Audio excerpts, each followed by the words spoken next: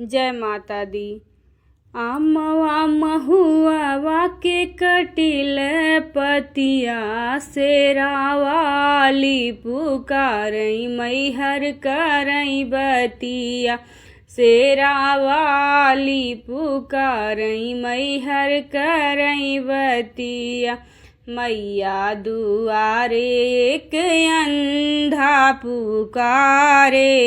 मैया दुआरे एक अंधा पुकारे। अंधे को नैना दई दाई सीरतिया। शेरावाली पुकारई मैहर करई बतिया। शेरावाली पुकारई मैहर करई बतिया। आमवा महुआ के कटिंग पतिया। शेरावाली पुकारई शीतला करई बतिया। मैया दुआरे एक लंगड़ा पुकारे।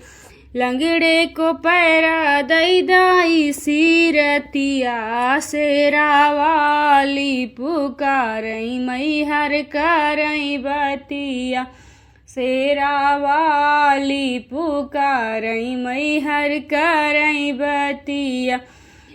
आमवा महुआ के कटिंग पतिया। शेरावाली पुकारे मैहर करे बतिया। मैया दुआरे एक बाझिन पुकारे। बाझिन को बालक दई दाई सीरतिया।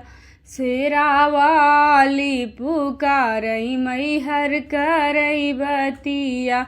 आमवा महुआ के कटिंग पतिया। शेरावाली पुकारई मैहर करई बतिया।